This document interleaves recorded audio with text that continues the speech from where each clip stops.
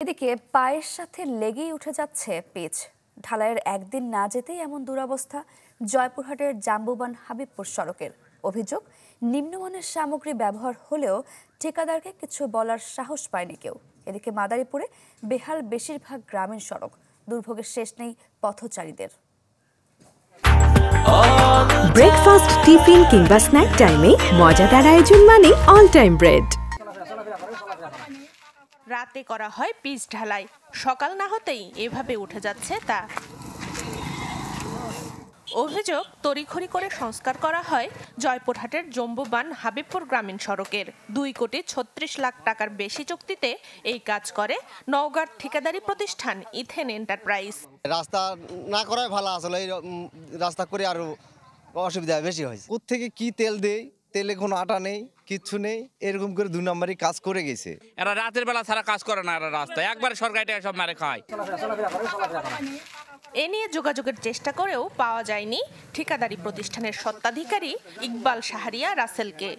মালটা মিক্সার হয়েছে নগাঁতে, আসার পর মালটা মিস্ত্রির যে কর্ম বা যতটুকু সাহায্য কুলায়, মানে ওইভাবে কাজটা করেছে। এইটুকু করে নেবো আমরা, বিল দেয়নি। বিল আমাদের শোনেন, আমাদের এখানে কমিটি করা আছে, এসি ইঞ্জিনিয়ার ল্যাব সহ। ওরা হলো ফাইনাল বিলে যায় প্রতিটা আইটেম চেক করবে, সব চেক করে এসে রিপোর্ট দিবে, তারপরে হলো ফাইনাল বিল। এদিকে বেহাল মাদারীপুরের বেশিরভাগ গ্রামীণ সড়ক।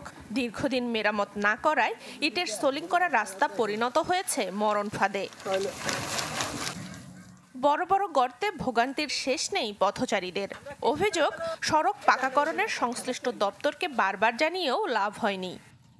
জায়গায় জায়গায় ভেঙে গেছে, পানি জমে রয়েছে, আমি হুইল চেয়ার নিয়ে বের হইতে পারি না। একটা মানুষ অসুস্থ হয়ে গেলে এই মানুষ সঙ্গত করিয়ে নিতে হয়, আর যাওয়ার কোনো কায়দা নাই। এই রাস্তাটা অনেকদিন যাবত হইতে আছে না, ইট পাতাই গেছে, এরপরে রাস্তা কোনো খবর কেউ নেয় না। পর্যায়ক্রমে পরিদর্শন করে জনগুরুত্ব বিবেচনা করে নতুন কোনো ডিপিপি তৈরির ক্ষেত্রে অগ্রাধিকার ভিত্তিতে ওই ডিপিপিটা লিস্ট করা হবে।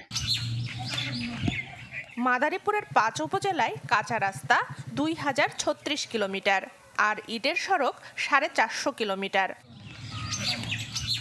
সানজিদা শান্তা, চ্যানেল 24।